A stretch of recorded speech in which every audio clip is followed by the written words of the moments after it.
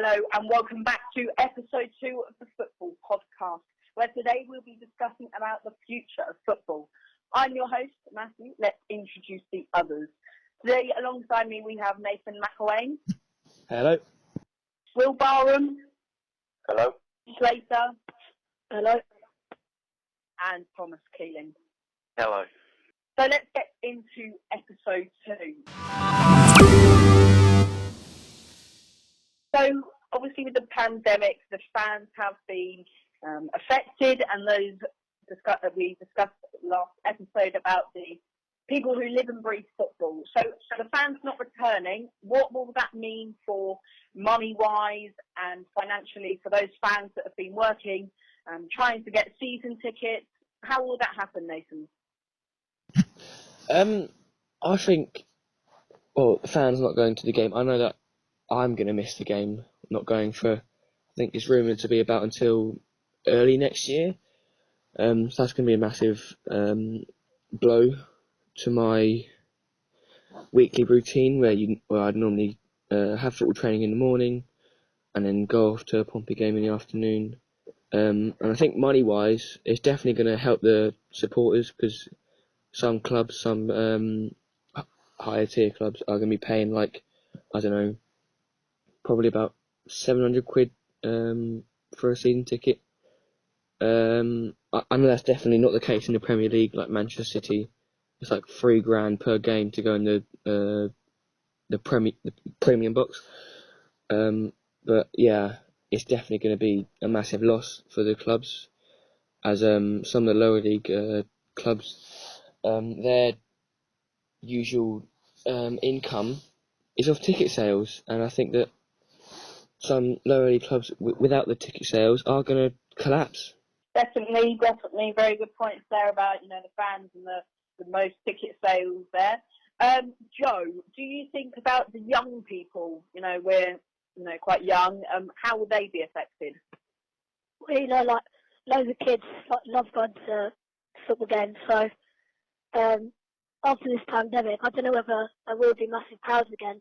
And like Nathan said, the lower league teams, whether they'll go bust like Bury did.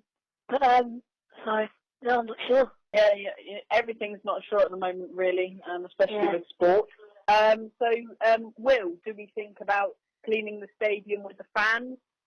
Well, I don't think they'd do that, because then the fans would do it just as much as they would watching the game. But whatever they do, it will damage the atmosphere and home games and stuff. Yeah, definitely.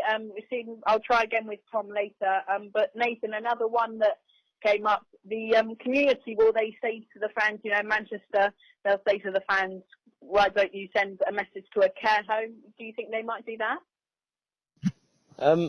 I definitely think that some communities and fans from all over the country, probably the world as well, will probably be more collided together, if you like that. But I definitely think that as soon as football returns, clubs will be as one. Of course. Yeah, I think there's loads of different ways they can get the fans included, especially with social media these days. So another point today is Marcus Rojo, Jack Grealish and Moise Kean. In the early stages of lockdown, they breached the lockdown rules. Joe, do you think what have the club do, or what will they do? Well, obviously those kind of players are role models to kids. So if they're doing it, obviously the kids will probably think, oh, it's all right. But I think the clubs should find them when they come back, because it's obviously not good. Like, they're nothing different to the local people. So yeah, it's not good. It's really bad, like you were saying about the young people. So Will, do you think about the young people? Do you think that what will they think about it? Well, people are reaching lockdown rules and they're role models, that people are going to follow them. So, yeah, definitely. I heard you say role models there. That's a really good word to use. If you see a player do something, you think, oh, that's really cool. But breaching the lockdown rules, I don't think that's very cool. So, Nathan, how will the referees be affected? I think that they'll be quite bored of the fact that they haven't got much to really do, because unlike players, they're not really doing as much fitness or training for the games ahead. But normally, if the players are warming up and the referees are warming up like around the side of the pitches, you wouldn't really see them doing much. So I don't think that it would have as big as an effect for the referees rather than players, because they're not really that much into the game, if you get what I mean. Rather than players are just that is like their work, non-stop. That's all they think about, is just getting the football and providing for the fans. So yeah. Yes, definitely. I think it's a great asset, the referees. Will, do you think about their money? What will they do with the money-wise? Do you think they'll keep on paying them? Will they be furloughed? What do you think they'll do there? The FA will still carry on paying the refs because they're not club staff. So even if games don't go on, the FA will still pay them and they'll still be doing the job. Okay, so we're now going to move on to the big question debate. So will the Premier League take the Premier League to a different country which has relaxed the rules of lockdown and play the Premier League over there?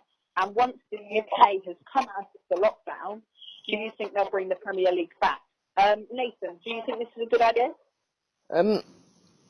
Well, regarding bringing the Premier League back to this country, I don't think they'll do that. If they do go abroad, they'll probably stay abroad until the season's ended, because what's the point in going to a country to finish it, and then say if a few players get it whilst they're overseas, and then bring it back to the country and making it an even worse situation than we're already in now.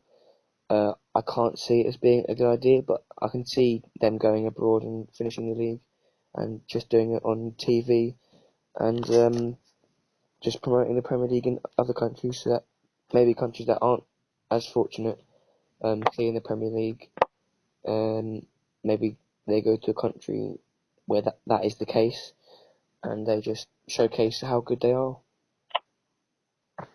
Of course, very valid point there, you know.